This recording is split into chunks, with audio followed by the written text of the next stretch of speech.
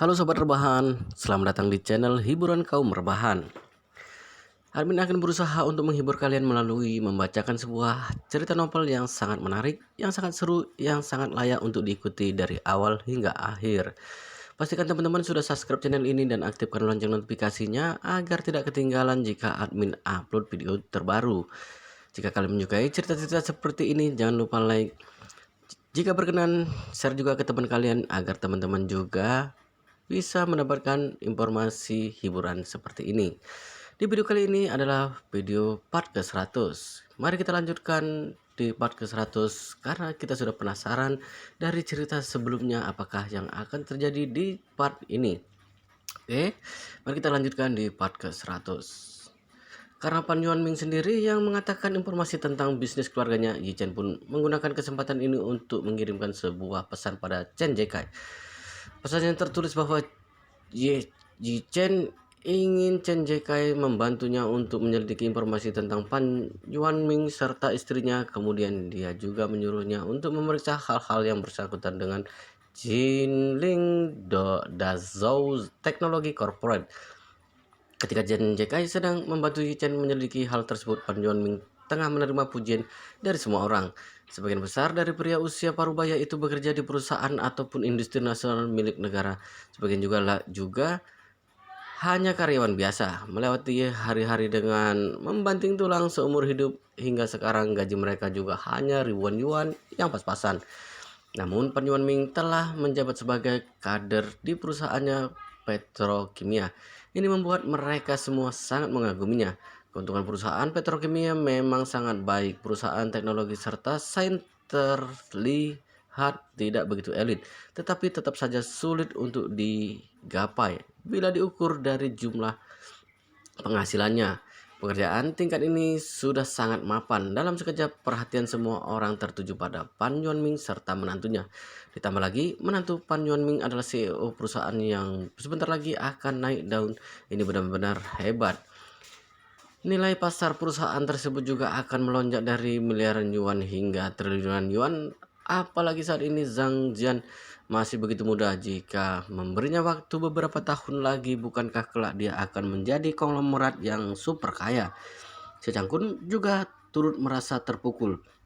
Dulu Pan Yuanming adalah seorang yang selalu kalah darinya. Pria itu selalu mengejar handmaking, tapi handmaking tidak tertarik padanya sedikit pun. Sebaliknya, handmaking justru menyukai dirinya.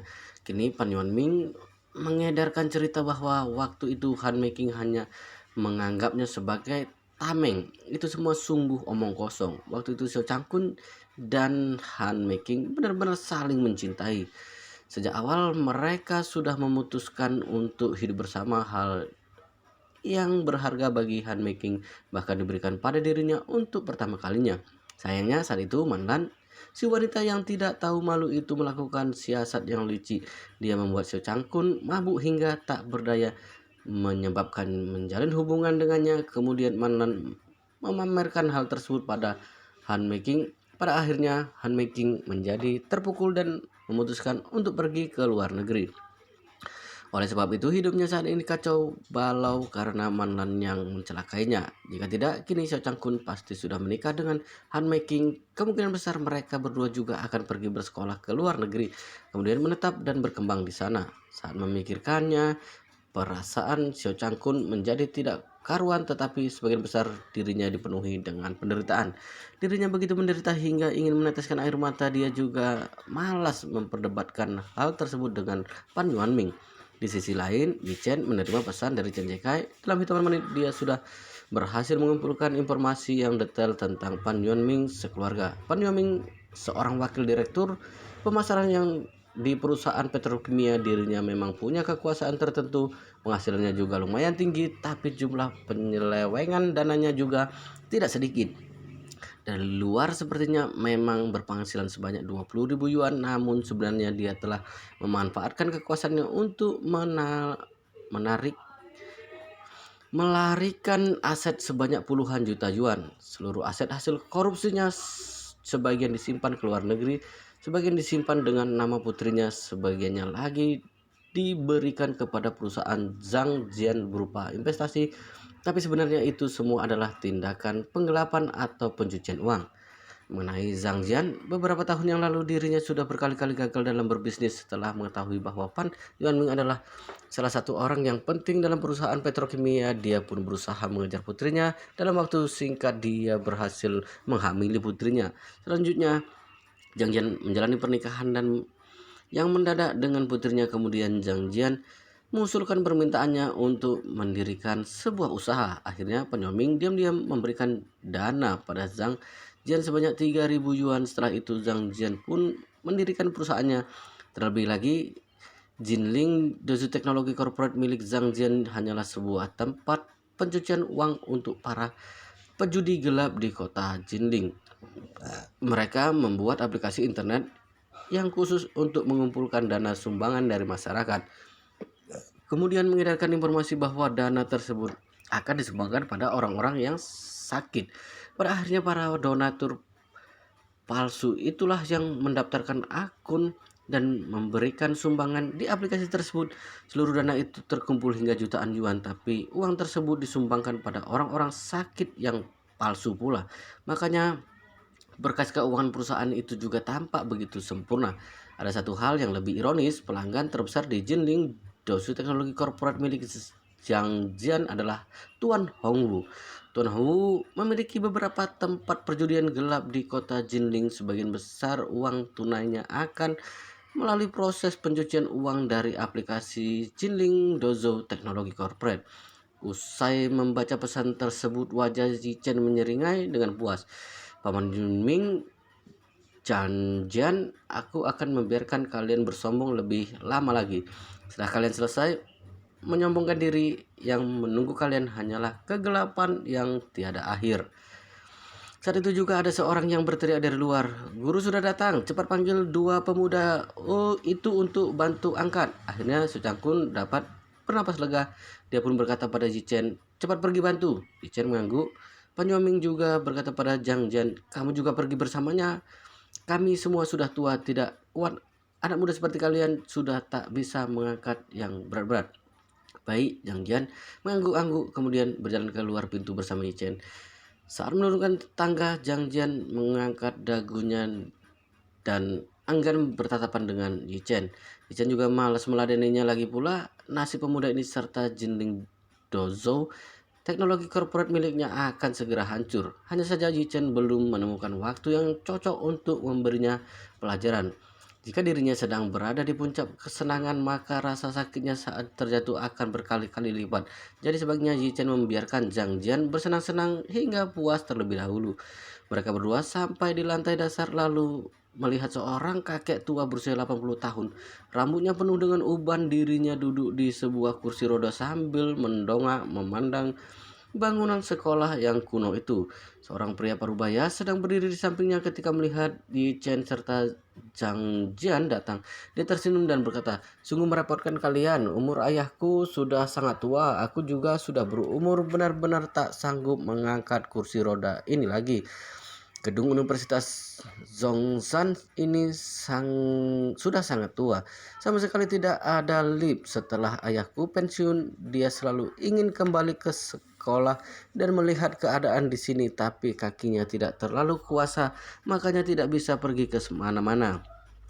Kakek tua tersebut tertawa. "Kalian yang selalu mengawasiku tidak membiarkanku pergi kemana-mana pun. Jika tidak, aku pasti punya cara sendiri untuk datang kemari." Pria parubaya tertawa sejenak lalu berkata, "Padahal selama ini kamu selalu mengajar, sampai sekarang masih tetap ingin datang ke sekolah." Kakek tersebut menggeleng-geleng dengan serius berkata, "Menjadi seorang guru adalah satu pengabdian seumur hidup." Pria parubaya tersenyum dengan pasrah kemudian berkata, "Baik, hari ini kami semua akan mengabulkan permintaanmu, memberimu kesempatan untuk mengajar pada murid-murid lamamu di sini." Setelah mendengarkannya, Zichen memandang kakek tersebut dengan penuh rasa hormat. Mengajar senior ini sungguh sangat setia dengan pekerjaan sebagai seorang guru. Raut muka Zhang Jian tampak tidak puas, tapi dia tidak berkomentar apa-apa. Dia hanya berkata, "Sebaiknya kita cepat ke atas kemana paman lainnya sudah menunggu." Usai berbicara, Zhang Jian menoleh ke arah Zichen kemudian memerintahkan dirinya, "Hei kamu, cepat bantu angkat." Zichen tak tak sudi melihatnya, dia berkata dengan datar, "Aku sendiri saja mengangkat kursi roda ini bersama orang lamban sepertimu. Takutnya kakek akan terjatuh atau terbentur. Kamu dapat mengangkatnya sendirian?" Zhang Jian tampak tidak percaya. Chen tidak menggubrisnya. Dia berjalan ke bagian belakang kursi roda, menjulurkan kedua tangannya, lalu mengangkat kursi roda tersebut. Dia pun mengangkatnya sambil melangkah ke depan dengan stabil. Kekuatan fisik Chen memang melampaui orang biasa. Beberapa hari yang lalu, setelah dirinya berhasil mengembangkan pil kehidupan kembali, pil permajaan, dia memakannya sebanyak 2 biji. Tangannya pun bertambah berkali-kali lipat. Jangankan hanya mengangkat sebuah kursi roda serta kakek, benda yang beratnya jauh lebih besar daripada ini juga bukan apa-apa baginya. Sorotan mata Zhang Jian tampak tercengang, tapi karena tidak perlu ikut mengangkat kursi roda tersebut, dirinya juga merasa senang. Akhirnya dia pun mengikuti Yi Chen dari belakang, tertawa sambil berkata, "Wah, tanganmu besar sekali. Kamu bisa bekerja di wilayah konstruksi sebagai kuli bangunan yang memindahkan semen. Aku punya seorang teman yang bergerak di bidang konstruksi. Perlukah ku kenalkan padamu?" Yi Chen menatapnya, kemudian menyengir dan sambil bertanya, "Kamu ingin bekerja sebagai tukang kuli yang mengangkat semen di sana?" Zhang Jian dengan jengkel membalas, "Maksudku kamu." Yi Chen menyeringai dengan senang berkata, "Boleh, ternyata kamu punya rencana yang bagus untuk masa depanmu nanti. Bagaimana kalau kamu pergi ke konstruksi bangunan dan bekerja sebagai kuli di sana selama 20 tahun?"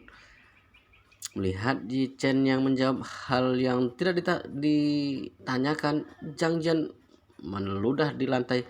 "Apa artinya berpura-pura bodoh dan bersikap angkuh ini? Memintamu bekerja sebagai kuli bangunan itu sudah cukup menghargaimu." Yi Chen mengangguk-angguk tersenyum berkata, "Baik, aku tahu, aku akan mengaturnya untukmu." Zhang Jian melihat Yi Chen yang terus-menerus berbicara sendiri. Dia dengan kesal membalas, "Dasar tidak waras." Usai mengatakannya, dia lanjut berkata, "Sebagai orang yang lebih berpengalaman, ku sarankan padamu, umurmu masih muda. Sebaiknya kamu mulai mencari pekerjaan yang benar di luar sana. Kemungkinan kamu akan punya kesempatan untuk sukses." Memangnya jadi kuli yang mengangkat semen sangat buruk?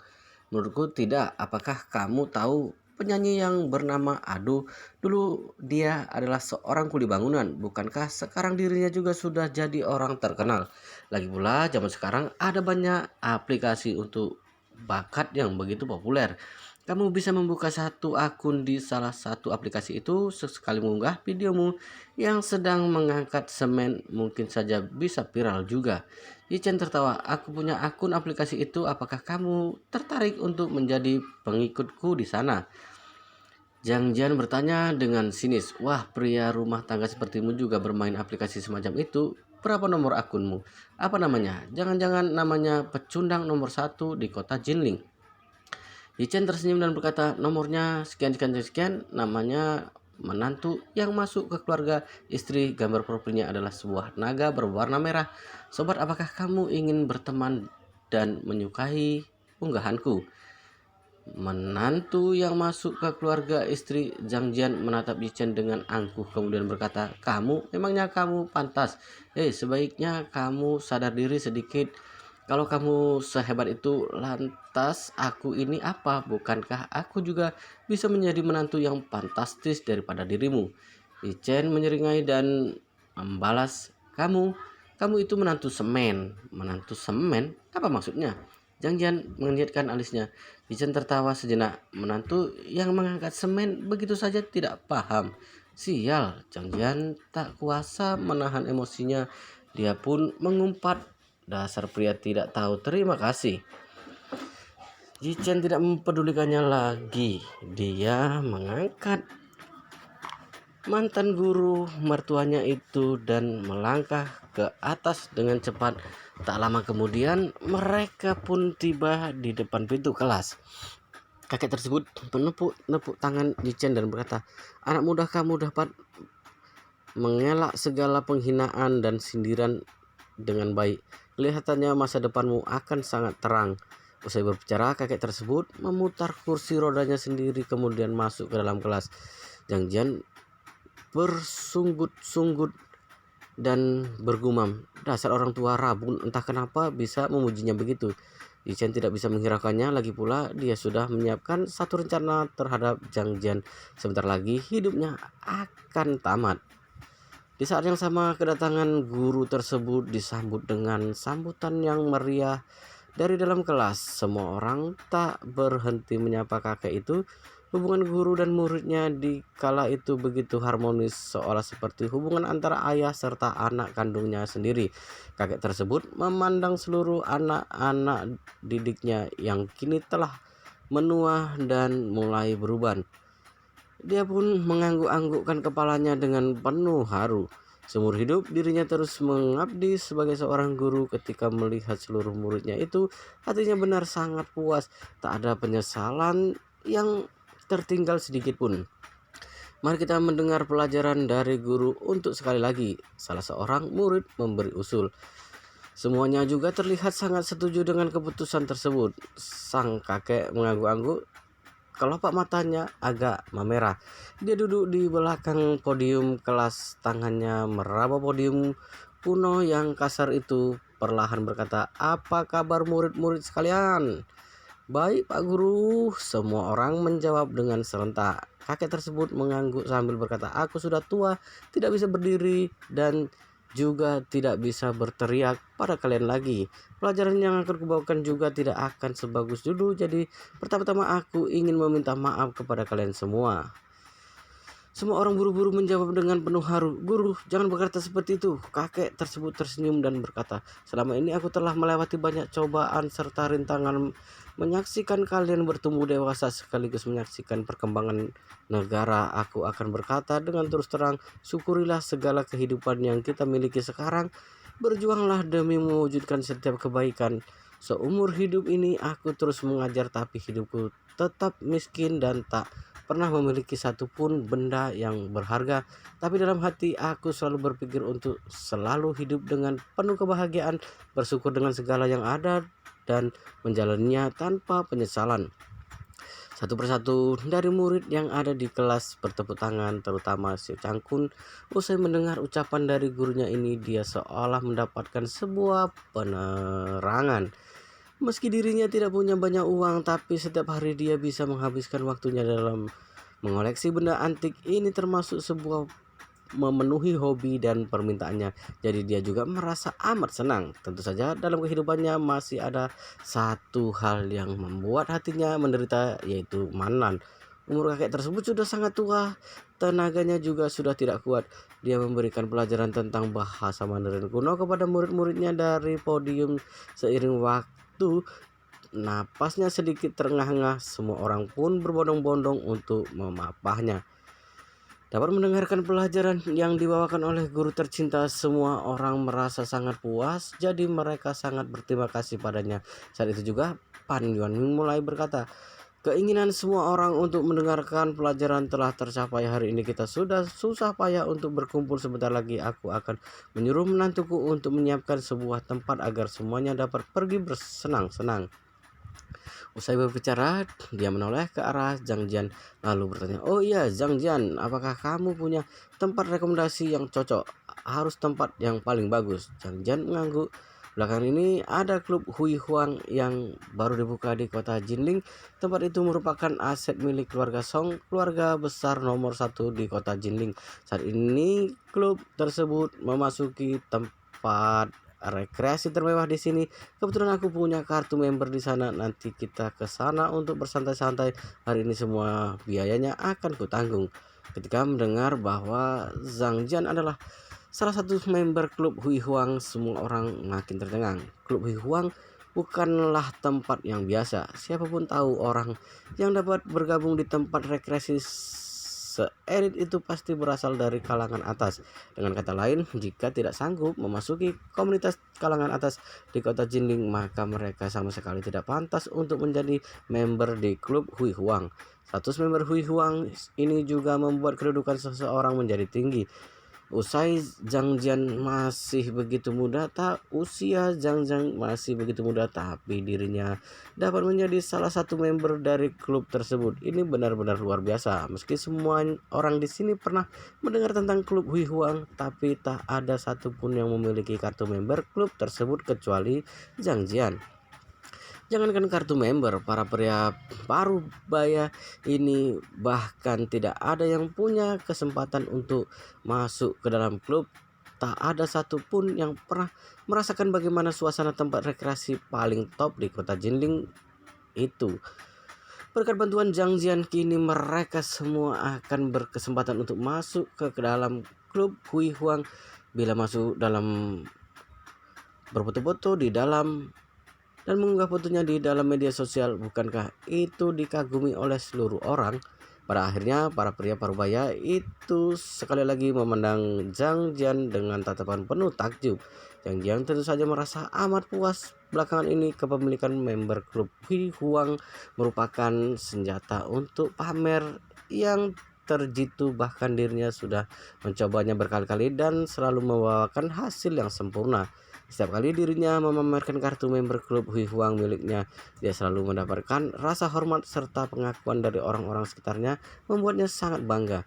Namun, dia mendapatkan hak kepemilikan tersebut bukan karena hasil kerja kerasnya sendiri, melainkan hasil bujukan terhadap Tuan Hongwu. Dia berulang kali memohon padanya untuk mengurus sebuah kartu member untuknya. Akhirnya Tuan Hongwu pun membantunya.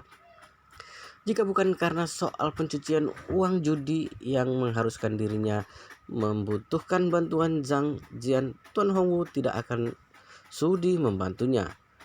Walau bagaimanapun orang seperti Zhang Jian tidak jauh beda dengan Zhou Huaxin, si penipu P2P itu. Mereka berdua hanyalah anjing pesuruh miliknya.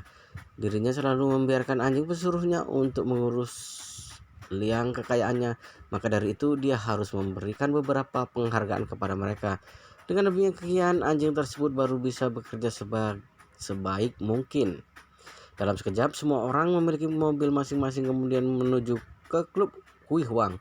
Walaupun usia guru dari para mertuanya sudah tua, tapi karena semuanya sudah susah payah berkumpul bersama, guru tersebut juga tak sanggup menolak tawaran dari para murid lamanya.